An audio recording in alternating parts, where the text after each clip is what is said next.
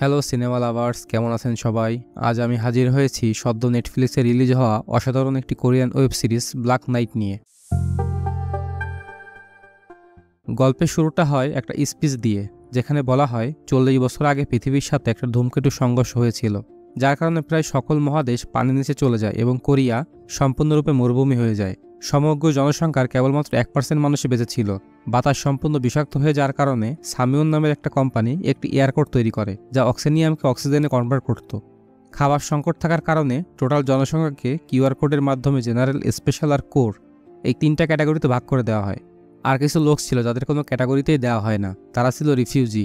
রিফিউজিরা বেঁচে থাকার জন্য ঠিকমতো খাবার, অক্সিজেন ও অন্যান্য সুযোগ সুবিধা পেত না, তাই তাদের মধ্যে কিছু রিফিউজি চুরি, ডাকাতি ও লুটপাট শুরু করে দেয়।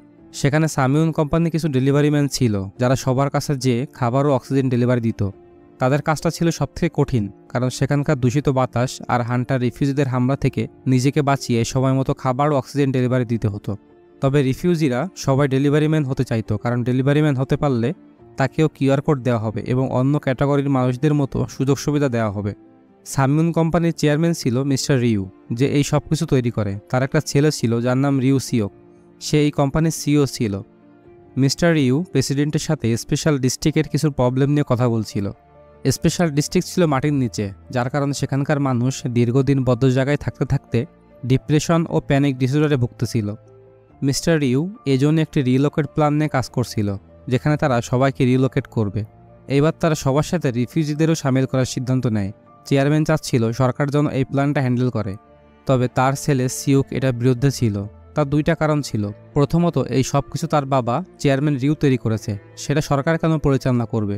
আর দ্বিতীয় প্রধান কারণ হচ্ছে, সে চাচ্ছিল রিফিউজিদের যেন এই প্ল্যান থেকে বাদ দেওয়া হয়, কারণ রিফিউজিদের সেখানে সামিল করলে তারা অক্সিজেন ও খাবার সংকটে ভুগতে পারে।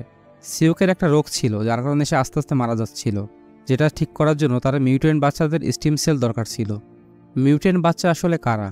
কিছু বছর আগে সিওক কিছু মাইনিং শ্রমিকদের বাচ্চাদের ওপর এক্সপেরিমেন্ট করে তার এই রোগের প্রতিষেধক খুঁজতে। সেসব বাচ্চাদের স্টিম সেলস নিয়েই সে বেঁচে আছে। তারাই ছিল মিউটেন্ট, আর ওই বাচ্চাদের অধিকাংশ ছিল রিফিউজি। এই জন্যই সে রিফিউজিদের নতুন রিলোকেট প্ল্যানে সামিল করতে চাইতো না। একটা ছেলেকে দেখানো হয় যার নাম ইউন সাওল। সে একজন ডেলিভারি ম্যান হতে চাইতো, যার কারণে সে সবসময় মারামারি করতে থাকতো। তার এই কর্মকাণ্ডে তার বোনেরা খুবই বিরক্ত ছিল। ইউনের 2টা বোন ছিল, একজনের নাম মেজর জাং, যে ডিফেন্স ইন্টেলিজেন্সের মেজর ছিল, আর একজন তার ছোট বোন সোয়া।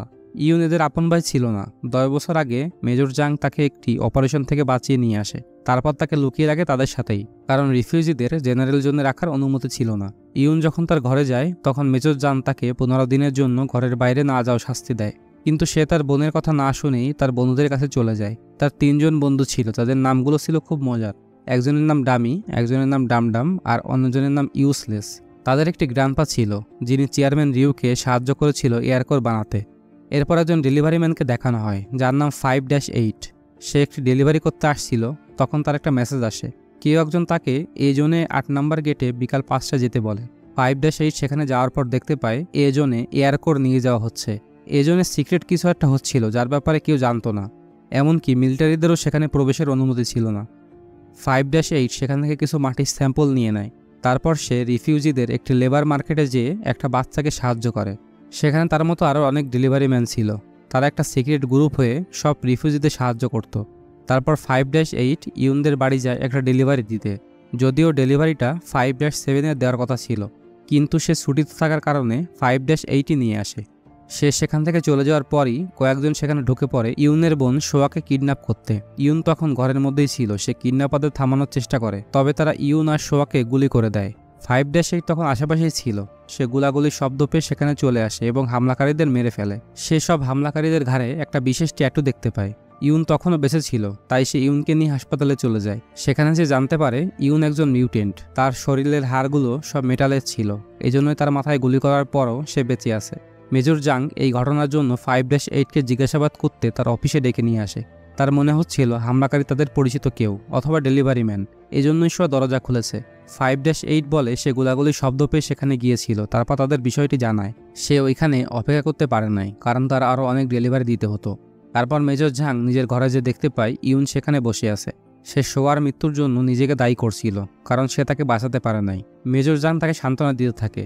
ইউনকে এখন আর তাদের সাথে রাখা সম্ভব ছিল না, কারণ সবাই তাদের ব্যাপারে জেনে গিয়েছে। তাই সে ইউনকে বলে তার বন্ধুদের সাথে গিয়ে থাকতে, সে মাঝে মাঝে তার সাথে দেখা করে আসবে।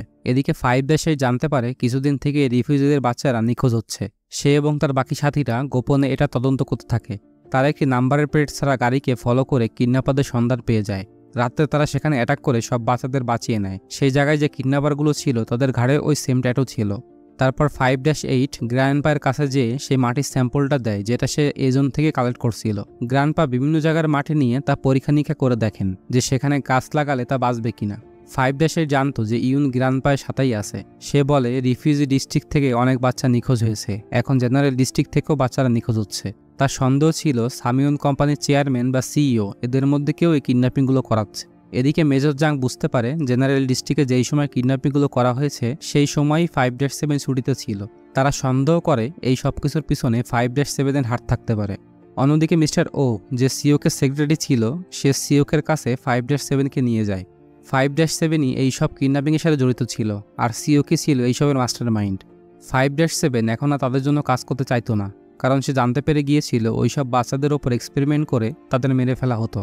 সিওক তাকে লোভ দেখায় যে সে তাকে কোর্ট ডিস্ট্রিক্টে থাকার সুযোগ করে দিবে। তবে 5-8 তার কথা বিশ্বাস না করে সুসাইড করার চেষ্টা করে, কারণ সিওক তার কাজের জন্য যাদেরকেই রাখত তাদের ঘাড়ে একটা চিপ লাগিয়ে দিত, আর যে তার কথা শুনতো না চিপটি ব্লাস্ট করে তাকে মেরে ফেলত। 5-7 যখন সুসাইড করছিল তখন 5-8 সেখানে চলে আসে আর তাকে বাঁচিয়ে দেয়। 5-7 তাকে বলে যে এইসব কিডন্যাপিংগুলো সে করেছে, আর তার কারণে ওইসব বাচ্চাদের ওপর এক্সপেরিমেন্ট করে তাদের মেরে ফেলা হয়েছে। সে যখন এক্সপেরিমেন্টের লোকেশন বলতে যাবে তখন সিওক সেই চিপটিকে ব্লাস্ট করে 5-7কে মেরে ফেলে, আর তার জায়গায় নতুন ডেলিভারি ম্যানের জন্য প্রতিযোগিতার আয়োজন করে। ইউন প্রতিযোগিতার খবর পেয়ে 5-8 কাছে যেয়ে বলে সে তার কাছ থেকে ট্রেনিং নিতে চায়। 5-8ও তাকে ট্রেনিং করাতে রাজি হয়ে যায়। অন্যদিকে মেজর জানতে পারে যে কিছু ডেলিভারি ম্যানকে একসাথে জেনারেল ডিস্ট্রিক্টের বাইরে দেখা গিয়েছে, তার মধ্যে 5-8ও ছিল। সেখানে 5-8 তার সাথীদের সাথে মিউট্যান্ট বাচ্চা ও কিডন্যাপিংয়ের বিষয় নিয়ে কথা বলছিল। তখন মেজর সেখানে 5-8 সাথে কথা বলতে আসে। মেজরে কিছু সন্দেহ ছিল 5-7 মৃত্যু নিয়ে। 5-8 মেজরকে জানায় জেনারেল ডিস্ট্রিক্টের বাচ্চাদের সাথে সাথে রিফিউজিদের বাচ্চারাও কিডন্যাপ হচ্ছে, এর পিছনে সামিউনদের হাত থাকতে পারে। সে মেজরকে কিডন্যাপারদের ঘাড়ের পিছনে থাকা ট্যারোটা দেখায়। মেজর এবং তার টিম কিডন্যাপারের একজনকে খুঁজে পায়। তারা যখন তাকে ধরে ফেলে তখন ওই কিডন্যাপার তার ঘাড়ের চিপটি ব্লাস্ট করে আত্মহত্যা করে। অন্যদিকে ইউন 5-8 কাছ থেকে ট্রেনিং নিতে থাকে। এরপর তাদের কম্পিটিশনের ফার্স্ট রাউন্ড শুরু হয়, যেখানে কয়েকজনকে একটা ঘরের মধ্যে ফাইট করার জন্য ছেড়ে দেওয়া হয়। অক্সিজেন শেষ হওয়া পর্যন্ত তাদের সার্ভাইভ করতে হবে। ইউন শেষ পর্যন্ত টিকে থাকে এবং দ্বিতীয় রাউন্ডের জন্য কোয়ালিফাই করে। তারপর দ্বিতীয় রাউন্ড শুরু হয়, যেখানে তাদের হান্টারদের থেকে নিজেকে বাঁচিয়ে একটা নির্দিষ্ট লোকেশনে পার্সেল ডেলিভারি দিতে হবে। সেখান থেকে দুজনকে কোয়ালিফাই করা হবে ফাইনালের জন্য। ইউন এবং আরেকটি মেয়ে একসাথে দ্বিতীয় হয়, তবে ইউনের পার্সেলটা ড্যামেজ হয়ে যাওয়ার কারণে সে ডিসকোয়ালিফাই হয়ে যায়। পরে জানা যায় ওই মেয়েটির হাত ভেঙে গিয়েছে, যার জন্য সে ফাইনাল খেলতে পারবে না। এজন্য ইউনকে ফাইনালের জন্য সিলেক্ট করে নেয়। অন্যদিকে সিওক মেজরের কাছে সকল লোকদের পার্সোনাল ডেটা চায়, কারণ সে রিলোকেটের জন্য মেধাবী ও স্ট্রং লোকদের নিতে যাচ্ছিল। এই খবরটি তার বাবা চেয়ারম্যান রিউ জেনে যায় আর তাকে অফিসে আসতে বলে। সিওক সেখানে গেলে মিস্টার রিউ এই ব্যাপারে নিয়ে তাকে জিজ্ঞাসা করে। সিওক তখন বলে তাদের কাছে পর্যাপ্ত অক্সিজেন সাপ্লাই না থাকার কারণে তারা সবাইকে রিলোকেট করতে পারবে না, আর রিলোকেট প্ল্যান তাদেরই হ্যান্ডেল করা উচিত। তবে তার বাবা চেয়ারম্যান রিউ বলে সব জীবিত মানুষকে সে এই রিলোকেট প্ল্যানে সামিল করবে, কারণ সবারই বেঁচে থাকার অধিকার আছে। তারপর সেখান থেকে সিন চলে যায় ডেলিভারি ম্যান প্রতিযোগিতার ফাইনালে। যেহেতু ইউন একজন রিফিউজি ছিল, তাই তারা প্রতিটি রিফিউজি জোনের বাইরে লাইভ টেলিকাস্ট করার আয়োজন করে। রিফিউজিরা সবাই প্রতিযোগিতা দেখার জন্য বাইরে একত্র হতে শুরু করে। অন্যদিকে 5-8 নাম্বার প্লেট ছাড়া দুইটা গাড়ির লোকেশন জানতে পারে। সে তাদের ওপর হামলা করে একজনকে ধরে ফেলে আর তার ঘাড়ের পিছন থেকে চিপ বের করে ফেলে, যাতে করে সে তার নিজেকে মেরে ফেলতে না পারে। 5-8 তার ফোন চেক করে তাদের প্ল্যান সম্পর্কে জানতে পারে। তাদের প্ল্যান ছিল ফাইনাল খেলা দেখানোর নামে সব রিফিউজিদের এক জায়গায় করে তাদের বোম দিয়ে উড়িয়ে দিবে, কারণ যদি রিফিউজিরা বেঁচেই না থাকে তবে তাদের রিলোকেট করবে কিভাবে। এটা জানা মাত্রই 5-8 ও তার সাথীরা রিফিউজি জোনের দিকে যেতে থাকে। তবে তারা পৌঁছানোর আগে বোমাগুলো ব্লাস্ট হয়ে সব রিফিউজিরা সেখানে মারা যায়। অন্যদিকে ইউন যেমন তেমন করে প্রতিযোগিতার ফাইনাল জিতে যায়, তবে সিউক তার মিউট্যান্ট হওয়ার ব্যাপারটা জেনে যায়। প্রতিযোগিতা শেষে ইউনের হাতে যখন কিউআর কোড বসানো হচ্ছিল তখন সিওক তার থেকে স্টিম সেল বের করে তার মতো রোগীদের ওপর টেস্ট করতে শুরু করে, যাতে সে তার রোগের প্রতিষেধক তৈরি করতে পারে। এরপর ইউন যখন প্রথম দিন ডেলিভারি কাজে আসে তখন 5-8 তাকে তার সাথে দেখা করতে বলে। ইউন সেখানে গেলে সে দেখতে পায় তারা একজনকে বেঁধে রেখেছে। 5-8 ইউনকে সব কথা খুলে বলে। যে এই লোকটা তার বোনের হত্যাকারীদের একজন এবং তার প্রতিযোগিতার সুযোগ নিয়ে তারা অনেক রিফিউজিকে মেরে ফেলেছে। এর পিছনে সামিউন কোম্পানির হাত আছে, তারা কোনো রিফিউজিকে তাদের রিলোকেট প্ল্যানে সামিল করবে না। অন্যদিকে সিওক সব রিফিউজিদের গণনা ও ভ্যাকসিন দেওয়ার জন্য একটা ক্যাম্পেইন করে। এরপর 5-এ জানতে পারে সামিউন কোম্পানির যে এয়ার পিউরিফায়ারগুলো ছিল সেগুলো বাতাসকে বিশুদ্ধ করার জায়গায় উল্টো আরও দূষিত করছে, যাতে তাদের অক্সিজেন ব্যবসাটা ভালোভাবে চলে। আর এটার পিছনেও সিওকের হাত ছিল। 5-8 মেজর জাংকে এগুলো জানায়। মেজর তখন চেয়ারম্যান রিওর কাছে যেয়ে তাকে সবটা খুলে বলে যে এইসব কিডন্যাপিং, রিফিউজিদের হত্যা ও এয়ার পিউরিফায়ারের মাধ্যমে বাতাসকে দূষিত করার পেছনে সিওকের হাত আছে। অন্যদিকে 5-8 সিওকের ওপর অ্যাটাক করে দেয় তাকে মেরে ফেলতে, তবে সিওক বেঁচে যায় এবং সে 5-8 ও তার সাথীদের সম্পর্কে জেনে যায়। এরপর মেজর 5-8-এর কাছে আসে এবং বলে চেয়ারম্যান রিও এই ব্যাপারে সব জানে, সে আগামীকাল প্রেসিডেন্টের সাথে মিটিং করে এই ব্যাপারে সিদ্ধান্ত নিবে, সেই পর্যন্ত তাদের অপেক্ষা করাই বেটার। এরপর দেখা যায় যে রিফিউজিরা সে ভ্যাকসিনগুলো দিয়েছিল তারা আস্তে আস্তে সবাই মারা যাচ্ছে, মানে সিওক এইখানেও কারসাজি করছিল রিফিউজিদের মারার জন্য। পরের দিন চেয়ারম্যান রিউ প্রেসিডেন্টের সাথে মিটিং করে রিলোকেট প্ল্যানের দায়িত্ব তাকে দিয়ে দেয় এবং তাদের অক্সিজেন সাপ্লাই সরকারের কাছে দিয়ে দেয়।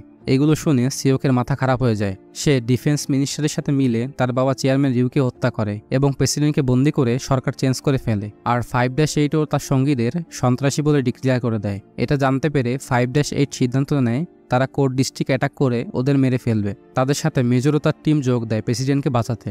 গ্র্যান্ডফাদারের কোর্ট ডিস্ট্রিক্টের ব্লু প্রিন্ট দেয়, যেটা তিনি এবং চেয়ারম্যান রিউ মিলে তৈরি করেছিল। এরপর তারা একসাথে সামিউনদের অফিসে অ্যাটাক করে দেয় আর সবাইকে মারতে থাকে। মেজর প্রেসিডেন্টকে বাঁচিয়ে নেয় এবং ডিফেন্স মিনিস্টারকে গ্রেফতার করে।